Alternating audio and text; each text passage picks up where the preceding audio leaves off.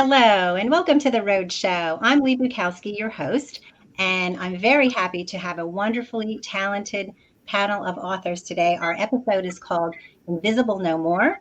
All of my authors today have written books that we're going to talk about characters who are outsiders, who are in some way disdained by society.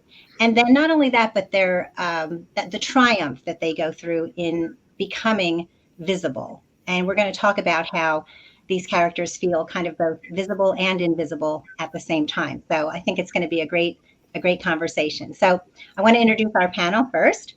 So Barbara Boehm Miller is our, full disclosure, she's our Facebook manager here at Bookish Road Trip. We really appreciate that. She likes to write about secret societies, marginalized people, and we're going to talk about her debut novel, When You See Her. She's also worked for many years as a diplomatic translator of Romance languages into English, and she loves reading, writing, spending time with her family, and traveling. So, hi, Barbara. Hello. Thanks for having me here. Great to see you.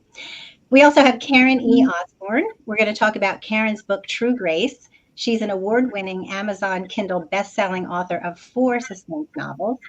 And she hosts a weekly podcast that I'm definitely going to check out called What Are You Reading? What Are You Writing? Which supports authors, and that's wonderful. She's a native New Yorker, but she lives in Florida with her husband, and she has 2 grown children and 3 grandsons. I'm sure they keep you busy. Nice to see you, Karen. Glad to be here. And we have Twila Mason. We're going to talk about Twila's debut novel, which just came out in May, called Piece by Piece. She's been writing her own stories since she learned how to read. And Twila, you have a PhD. I'm laughing because I almost can't even pronounce it. You have a PhD in cell and developmental biology. And then you decided to pursue your lifelong dream of fiction writing. I have to say that's quite a leap. So that is fascinating. So like I said, that's quite a feat. But you write fictional stories, poetry, novels, and your work explores raw emotions and the complexity of life, which also we're going to talk about finding hope among obstacles, which I think is going to be, something that is true for all of your books. So thank you for joining us, Twila. Thank you for having me. And Nancy, we're going to talk about Nancy's book, When We Were Friends. She's the award-winning author of more than half a dozen books in contemporary fiction and historical romance. And she writes humorous and heartfelt stories about friends, frenemies, I love that term, and found family. And Nancy, I think I have it on good authority that we have some common interests, namely coffee, red wine, and bourbon. Yes, yeah, that's all that. There's a line in my bio about I drink too much coffee, not enough red wine, and just the right amount of bourbon, and that's 100% true. I love that, and I will have to talk about what's just the right amount of bourbon, because I'm not sure whether mine is or not, but I will have to talk about that. So, but thank you so much for being here. It's great to see all of you. So this is really just such a fascinating topic, one I have not had before. And I have some great questions that I want to ask all of you. But I'd like to start by having you tell us a little bit about your books and what make your protagonists outsiders. So Twila, let's start with you. All right. So Piece by Piece is a story about Ara and Luke. They're both children of addicts. And I think a lot of times the children of addicts are kind of forgotten about. And I've actually had some people contact me after reading my book. And one specifically was a child of an addict. And she said that, it pulled on all her strings in the right way and helped her feel seen. And there's a lot of addiction and mental health issues that are addressed in my writing. Yeah, we're going to talk about those things. And I know you and I were emailing a little bit, and it's so true. It's that we'll talk about things like generational trauma and, this idea of sort of trying to outrun your past and how the generation before can somehow make the next generation feel invisible. And I think it's great that, you don't shy away from talking about those topics, which I think is wonderful. As you said, I think those kinds of things really resonate with readers. Barbara, how about it really you? helps. I'm sorry. Oh, I was just going to say it really helps to know that you're not alone. Yes, I agree. I agree. And we talked about this also. I've had this also. If one reader reaches out and says the kind of thing that you said, where reading your book made me, I felt a little bit better about this in my life, or I was able to talk about something that happened to me. That really is everything to an author. I couldn't agree more. Yeah. Barbara, in When You See Her, you are our featured tour guide from Bookish Road Trip, and I always read that book first. I wish I had time to read all of the books of every panelist that I have every month. I have all of them. I just haven't read them all yet. But your book really struck me in so many ways, which we'll talk about. Tell us a little bit about the premise behind When You See Her and your character, Sarah. Well, it's set in the late 1970s, and it's a story of a young woman who weighs about 500 pounds, which in the late 1970s was a much bigger deal than it is today. And she's trapped and isolated, living in rural Wisconsin with her brother.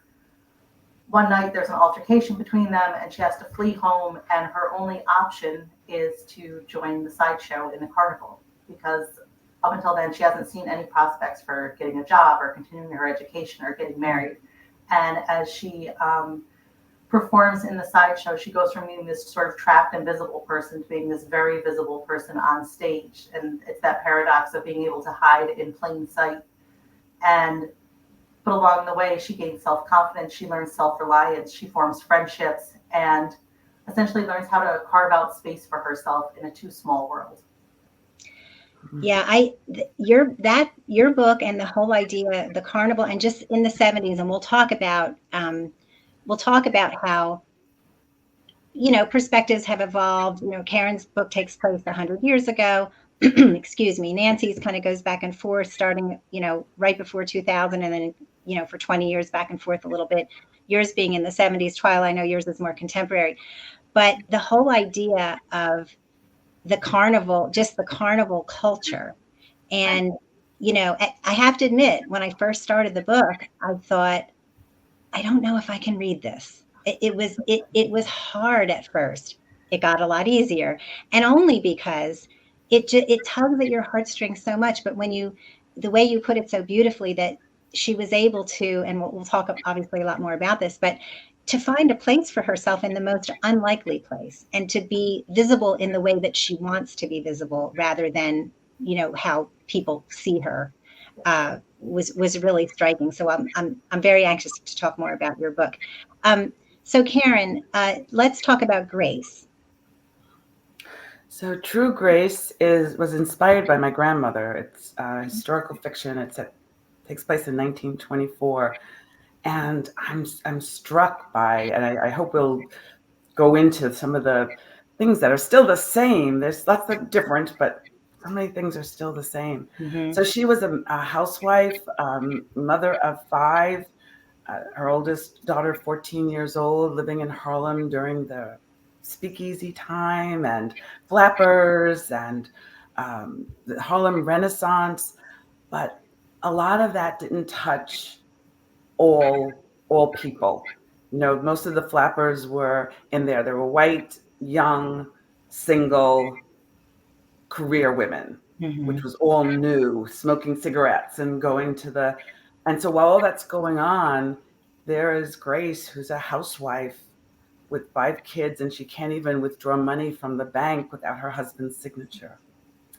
And on page 4, the story opens with the line, "The first time my husband died, I felt fear, guilt, and shame. Mm-hmm. The second time my husband died," and then there's an ellipse. And on the 4th page of the novel, Grace comes home and to something horrific, just unbelievable, unimaginable. And then the rest of the story is how she's a mixed race immigrant, housewife, no skills, and she suddenly finds herself having to support and do everything she can to take care of her family. And so she was marginalized on so many ways. Right. In 1924, immigration was a big, big deal. There were anti-immigrant laws that had just come into, just been proved. Lost the word there. Okay. just become law. Mhm. So she just had a lot of things as a Black woman, as a mixed race woman, as a woman married to a man who was mixed race and Jewish. There were just so many things that she was up against, and Yes. had to just overcome one thing after another.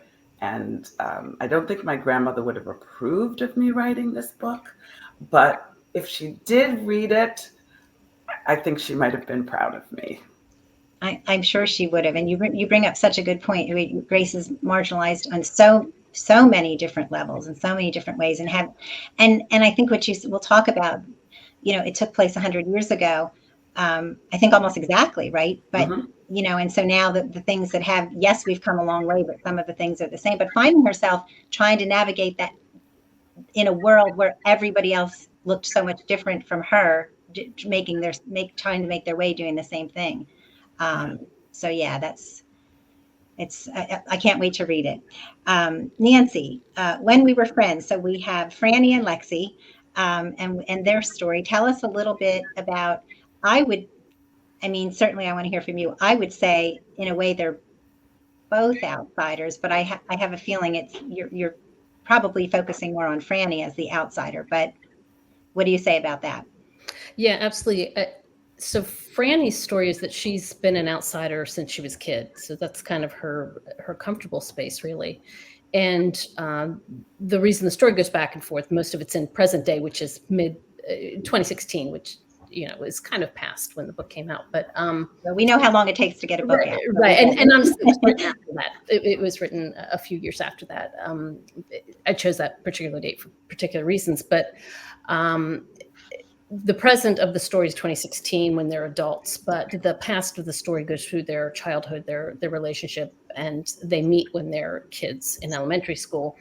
And Franny's never had a friend before. So that's really being an outsider. You think of kids in elementary school, she's the kid who sits alone reading her books until this, sort of to her, the superstar, Lexi, comes in and picks her, new girl in the school. And Lexi's absolutely is drawn to her because she realizes Franny's an outsider, and Lexi now coming to a new school, and she's been through some things with her parents almost divorcing. She suddenly feels like an outsider, so they are drawn together by that. And then the story in the present is that Franny has done something big to protect her friend. And she's ended up going to prison for a few years, and that really makes her an outsider because trying to start a life as an ex-con, and the book does not really. None of the scenes take place in prison, and there's not a dwelling on that. But a lot of the attitudes and feeling like she has a dead end life, and now she's really an outsider, and she thinks that's okay. I've done this before. She really feels she's been born to it. Lexi, on the other hand, is all about trying to be an insider and trying to build a life, and then trying to figure out how to get Franny to be an insider with her. So it really is a journey for both of them. Yeah, now that you're right. Lexi's life really is all about trying to be an insider. And you talk about Franny, and none of the scenes take place in prison, but I love how there's one point where she hears the clanging of something metal, and it takes her right back to hearing the cell closing. She, trying to assimilate back into life when you leave prison, it is no easy task. And one of the things I'm looking at your book right now. I'm an avid highlighter and Post-it note person. When she goes back and she meets Lexi's stepdaughter, she's drawn to her because she sees kind of herself in. They call her Teeny, which she doesn't like. Her name is Bettina. But I highlighted this line. She's got this mangy little dog, and she wants to take her to school and show her to these girls. And Franny says to her, "Are those your friends?" And she says, "No, not yet." Like she doesn't have friends. And Franny makes the comment, to anyone else, those two words would have sounded innocent. But Franny recognized the song of an outsider when she heard one. And so she even recognizes that in this little girl. And in the dog. The dog was one of my favorite characters to write. And I've since in other books, I've written a couple of dogs and a cat in a Christmas story. And I really do love writing the animals. We're big animal lovers. So same thing. The dog is an outsider too. So yeah, it's really a story about outsiders and coming together and found family. Right, I love exactly. found family. Yeah, poor Max. He's definitely an outsider. He's got his issues. Not his fault, but he's got his issues. So, okay, awesome. So thank you for just giving us that little background. So I want to talk about another topic that I think is a thread throughout your books. The idea of secrets and lies. So it seems to be when these characters who are maybe disdained by society or feel like they're invisible, they kind of fall into this world of having a lot of secrets and telling a lot of lies. So talk about that that idea as it pertains to your novel. Barbara, why don't we start with you this time? Well, my protagonist, Sarah, who later adopts the stage name of Lola Rolls, her whole story starts with one big secret about what happened between her and her brother and forced her to flee from home. So she's walking around with this knowledge of, what she has done, worried that somebody's going to find out, trying to rely on the idea that, nobody notices me, even though I'm so large. And so I think I can get away with this, but never really being sure if that's true. And the sideshow itself is a lot of lies. Like a lot of the acts they do are actually gaffed or made up or illusions. And what they present to these audiences, who the carnies are their own group of outsiders, but within themselves, they form this really tight-knit community. So when Sarah enters the carnival, she becomes an insider with these outsiders. And so, the secrets and lies they tell to the audience and how they view them as these the audience, the people in the town who are mainstream, but to them, they are the outsiders. And they tell a lot of lies about, how they run their businesses, how they run their, and basically take advantage of a lot of the townspeople, but do so sort of gleefully because they're, not part of their society. Right. They have to. That's such a big part of it. And like you said, for Sarah, her whole journey with the carnival starts on a very large secret that she's keeping. And I was trying to find in your book, I couldn't find it, but I had highlighted. I remember there's a Gulf town that they go to when it's kind of the off season for the carnival, and it's every sort of, and we'll talk about this as well. It's every sort of, not my word in the book, sort of freak, if you will, that you could imagine, and yet it is where she feels visible and accepted. Right. It's where she feels like an insider. And an interesting tidbit of that is the Gulf town in the book is actually based on Gibsonton, Florida, which is a real town in Florida. That was where carnies would spend, carnival and circus workers would spend the winter. And some of the details that are in the book are true in real life. The post office did have a low counter for dwarf performers. You could get a special license to keep elephants in your yard or to have circus trailers on your lawn. And so that was, it's just I actually last in the spring went and visited Gibson Town and went and saw the museum there with all this carny stuff. And it was a great trip. If anybody, you who are in Florida, Karen, it's sort of one of those weird hidden gems. Only in Florida. That's such a Florida story. And I read that. I can't remember if it's in the back of your book or if I read it just through getting to know you through BRT. But I read that you had visited some of the places, and that's an actual, But see, Karen, that's a good observation. So Karen, talk a little bit about the secrets and lies. Obviously, Grace, she's living in this world where she is different and feels different and marginalized from everyone else. So talk about that idea of secrets and lies as she's making her way. So she has one huge, big secret. Her husband ends up in prison very early on. And she decides that he's dead, that it's better to be a widow than to be the wife of a convicted felon, so especially somebody who's convicted of something horrific. and as he is. And so she told everybody, and so even just managing that, her church family, her sister-in-law, I mean, she just, he's dead and nobody can see him. Nobody can, where's he buried and where, and she goes through the whole story as a widow.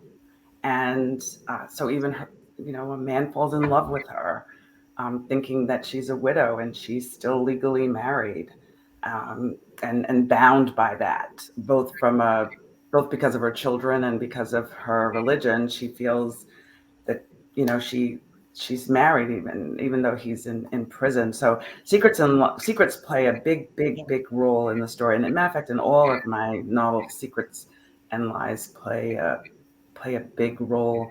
And in real life, my father, who's the youngest child, I fictionalized the story, but the little boy that's Andy in the book is my dad.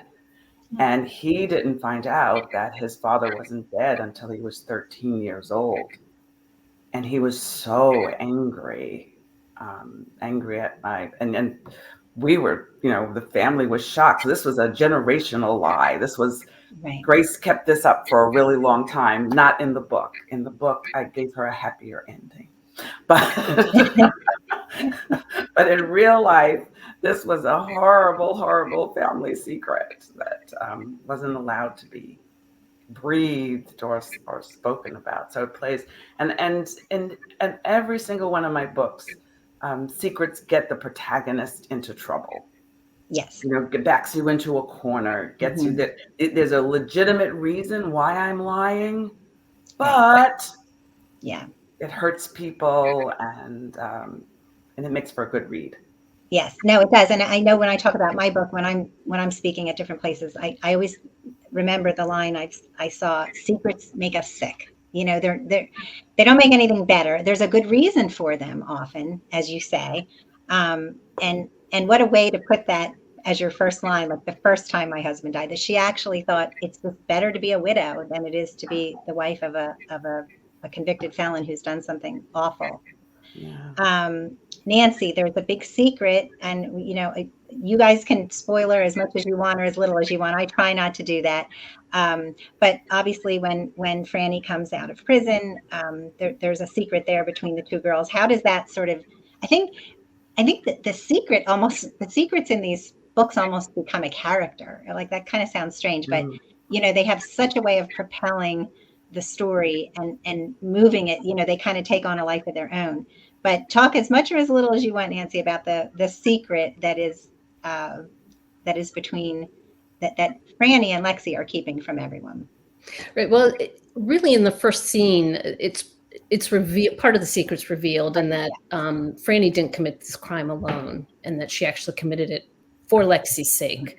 But she's the one who took the rap because her friend was very fragile. So that's part of the secret, and that the secrets are more Lexi's than Franny's. Franny's basically keeping the secrets for her friend.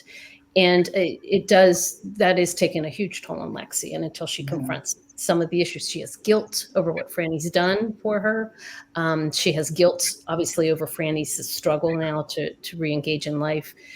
And she has an underlying secret. The reason they committed a crime, they weren't, interestingly, originally when I started planning this book, it was going to be a caper. I would love to write a caper. I don't think I'll ever write a caper because immediately it became, oh, it's not a caper. It's about friends and what friends would do for each other. And they're not, these aren't career criminals. These are people who commit a crime and are really bad at it because, they're, so they get caught. And when they get caught, Franny's not going to let her friend, take the rap. But the underlying cause for the crime to be committed has to do with something that happened to Lexi. So the secret under the secret, the first secret is that they did this together. And so Lexi has really, in a sense, gotten away with it, but that was by design, by both of them. And the secret under that secret is why they committed the crime in the first place. And that's really Lexi's baggage to deal with. So yeah, Franny in this case seems to be like, oh, she's the bad girl. She went to prison, but she's really the more honest of the two. Yeah, and that was something that I was thinking about as I was reading it, and also Franny doesn't regret it. She doesn't. There's No. no point where she's like, "I wish I had never done this."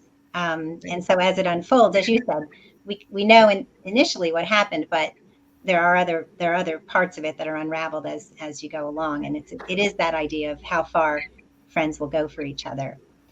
Twyla, in your book, there's a secret. You did say your protagonist is the child of an addict, but then there's also a secret kind of from the past with another character. And again, I'm trying not to spoil, so I'll let you Yeah. talk as much or as little as you want.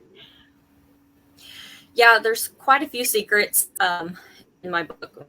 The biggest one is Arya, my female protagonist. She tries to pretend like that her true love isn't really happening. She tries to pretend like she's not the child of an addict and to the outside world. You know, she's going to college and she doesn't want anyone to come and take her brother. She doesn't want people to know how bad her home life is. But yeah, there's another big secret that's revealed further on in the book. I can't spoiler for that necessarily, but we meet a character that is someone that no one else in the story knew existed before they meet her. And it's a big secret, and it's one that really shakes Luke. He's the male protagonist. It really shakes his foundation because it makes him question everything he knew about his life and his parents. And a lot of their secrets, though, they have to. The growth story for Arya and Luke are both accepting those secret of themselves and the secret they find out of others and trying to get closure so that they can just go on with their lives and maybe be happy. Yeah, and that the idea of the generational, and I think I'm just thinking about what all of you have just said in terms of the secrets and lies, and a lot of them are generational. A lot of them they don't really start with the protagonist. They are things that are carried over from the parents, the grandparents, the past, and trying to get over that and overcome those traumas and those painful events really leads them, down the path toward the secrecy, the lies, which then again leads to the idea of being an outsider or feeling invisible. So that's definitely a common thread. I want to talk about, and again, some of these will be specific. You guys gave me such great questions. Barbara, let's talk about your book takes place in the 70s and sort of this carnival culture. And again, I love when I'm reading a book, even though it's fiction, and I learn something, and I find that that's most often the case. I'm always surprised at how much I don't know.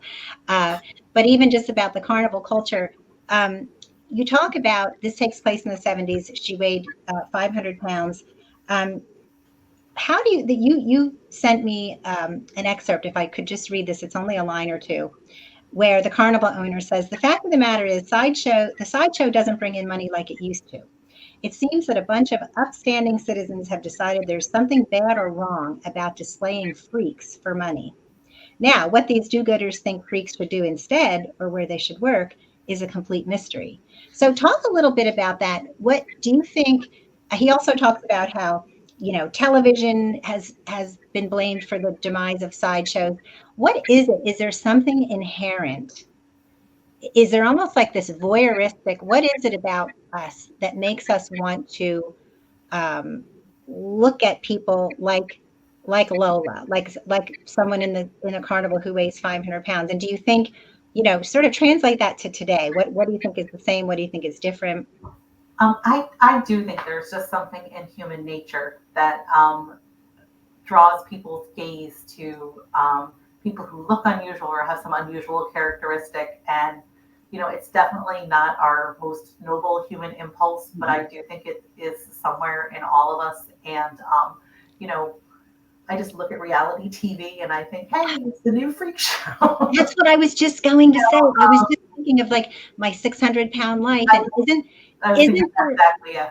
isn't there one about, isn't it something like My Strange Addiction, or? There are so many, just, yeah. And so I don't think we've gotten over it. The carnival owner who makes that statement, he's definitely an anti-hero. He's no kind of good character in the book. But there is a point where I do think he has a point, though, too. Yeah. I don't know that at that time the alternative of just hiding people from view, that one could argue that hiding people from view because they were distasteful or unusual was a better course of action. Yeah, and I guess you also have to consider the person who's doing it has free will, I guess, to say, well, maybe not always, but to say, right. To what extent do they want to do it? To say, well, if people want to look at me as, whatever. But I think there is something, because like you said, otherwise, why would there be these reality shows? What, the Strange Addiction one. Why would you want to watch someone who eats the stuffing out of their sofa cushions? I mean, it's not, we laugh at it, but that person obviously needs help. There's a mental illness factor there that I think is where the line gets a little bit blurred. I agree with you. It's certainly not our most noble instinct, but there is something inherent in us that draws us to these things. I think that's probably a whole other that could be a whole other hour. Trauma, and Karen, you had sent me something on this, and you alluded to it earlier. What are some of the things that you would say when characters are struggling with trauma? We are making progress, but mental health does remain a stigma. And I think this is probably something that all of you can talk about in your books. Talk about that a little bit. Trauma and generational trauma, as you alluded to, it affects, first of all, such a staggering percentage of the population that we don't even talk about. And we still have a stigma about getting help. Very much in the Black community, it's, you don't go around telling people your business. You pay somebody so you can tell them your business. I mean, this is, this isn't right. And so when you're suffering, finding help is hard. Mm-hmm. And it didn't even occur to Grace that there was any place she could turn. Right. It didn't, it wasn't that, she just was working with what she had and what she knew. And so there was no caring for herself and her own trauma. It was, this is my life and I have to push forward and I have to do better. And when I look at today and see, I have a friend who was suffering, and I said, trust me, therapy is like the best thing. I'm talking to somebody who had 20 years of it. And so it's a really good thing. Mm-hmm. And she was talking to somebody online in 20-minute sessions. We're still not facing how much we need to help and attend to mental health. And trauma is a thread through all my novels, but certainly Grace had trauma as a child herself, as a 13-year-old herself, when she was married, and now she has it again. She's reliving it again, generational trauma, and she's thinking I'm going to stop. It's going to stop with me, but unfortunately, in real life, it didn't. It landed on me. Exactly. So it was multiple generations. And that's what happens when it's not dealt with, and it's not faced, it's not talked about. That's what happens. The cycle continues. And I agree with you wholeheartedly. And I'm thinking about Grace, and 100 years ago, a Black woman. I mean, yes, we've come a long way. I think self-care is certainly a topic that is discussed more and more now. But I can understand how, Grace just felt like she just had absolutely nowhere to turn. And that's what continues that cycle. Twila, you talked a little bit when we were emailing back and forth about mental health being a stigma and the effect, the generational trauma that goes with that. So talk a little bit about that with your characters. So one thing that was really important to me, I actually started writing the book while I had postpartum depression and anxiety. And I think that's one of the reasons why my characters go through so much, and they really deal with a lot of mental health problems. And like Ara in the book, she has anxiety. And I wrote one scene where she has a panic attack. And like, that's something that's very real for me. Mm-hmm. And as I was going through my postpartum depression, one thing that helped me was reading a book that had someone that dealt with that. And they were able to express things that I was feeling that I couldn't express. You know, there were several times where I took a screenshot of the book and sent it to my husband, and it was like, this is what I'm talking about. You know, you can kind of get into my head if you read this, you know, and I think it's really important to just shine a light on that kind of thing, because no one's ever going to get better. It's always swept under the rug, you know, and there's a lot of generational things. I won't get into my personal generational things, but you know, it's good to deal with this kind of things. And I want my daughter to see that I'm not ashamed that I had, my body went haywire after I had a kid. You know, it wasn't my fault. And what I want her to focus on is how I pulled myself out of it, and I wasn't afraid to ask for help. That's one of the things that Aria has to learn in Piece by Piece, is that it's okay to ask for help. Yeah. And it's really the only way to break the cycle is to put it out there and talk about it and have that dialogue, which, you know, again, years ago, people didn't even consider doing. It's like Karen was saying, what are you talking about? You don't go pay someone to go and tell them none of their business. I happen to be a big fan of counseling. I'm shocked that everyone doesn't go to counseling, but you know, that's just me. You know, if your arm is broken, you go to the doctor. So, you know, but you know, that's me. But I understand, you know, that you think if you don't talk about it, it's going to follow you. It's going to be transferred to your children and their children. And so, yeah, mental health and the stigma behind it is something really that come a long way, but there's more work to do. Nancy, what do you have thoughts on that topic, on the stigma with mental health and the characters in your book?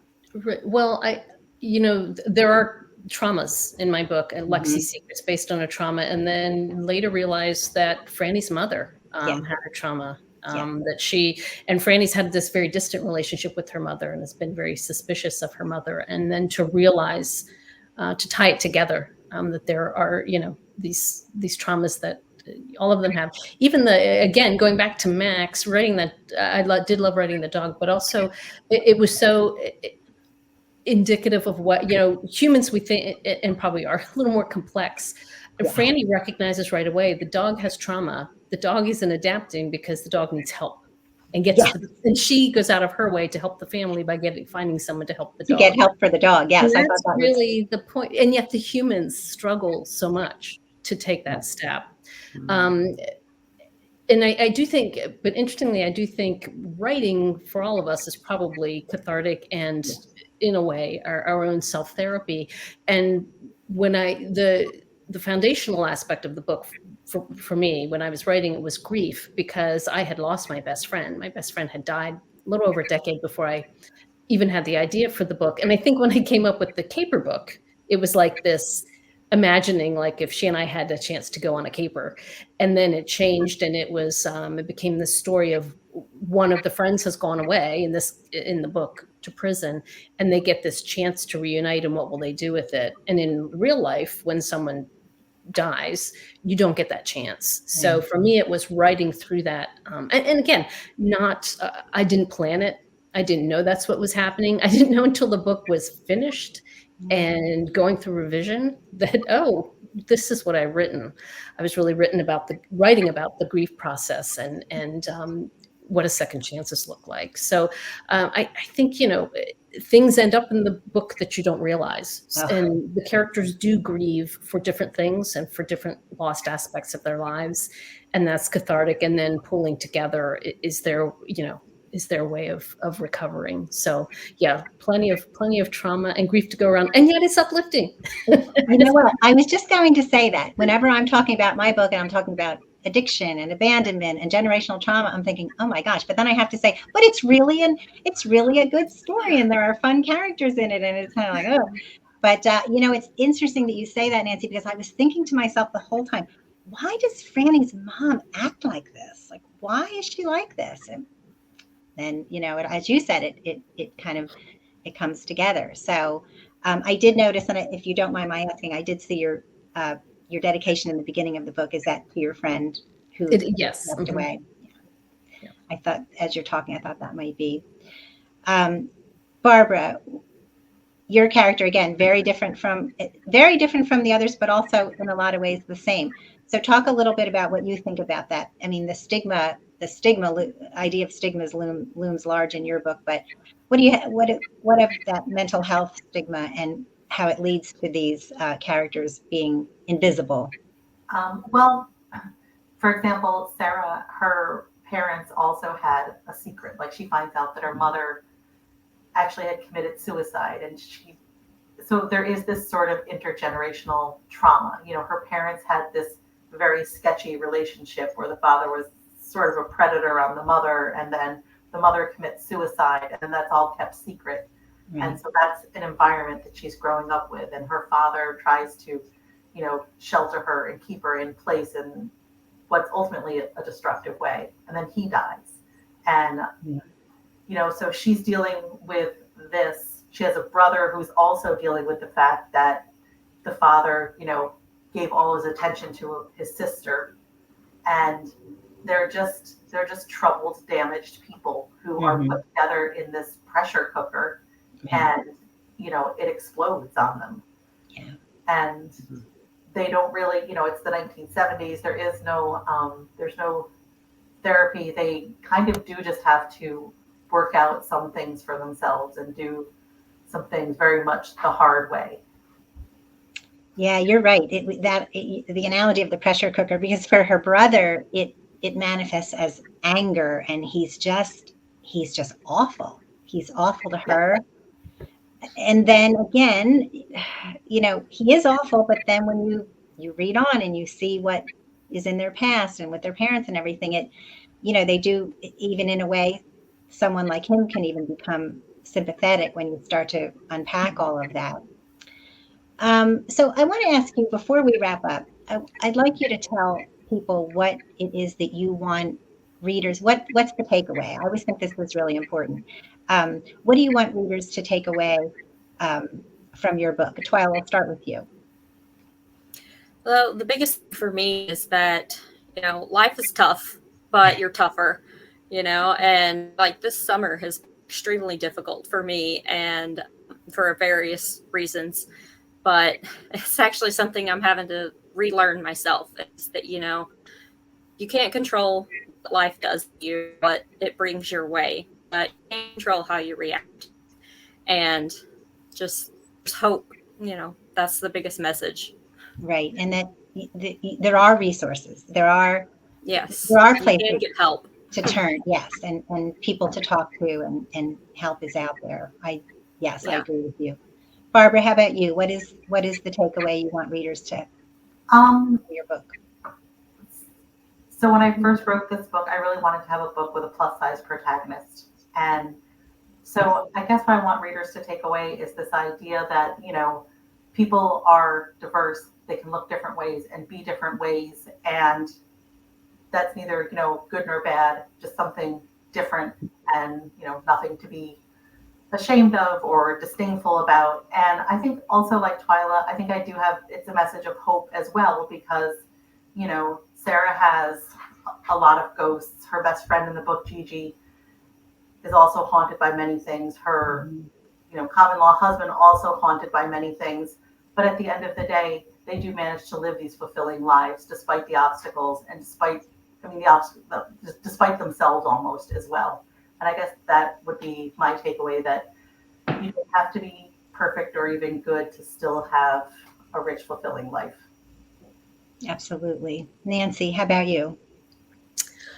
When I wrote the book, again, not realizing what I was writing, and then I came back to it, I realized it's really about the power of women and the importance of women's friendships. Mhm. And I always say, when I'm speaking to people about the book at the end, I always say, read the book, then hug your best friend, and then give her a copy of the book, because that's what I would like readers to do.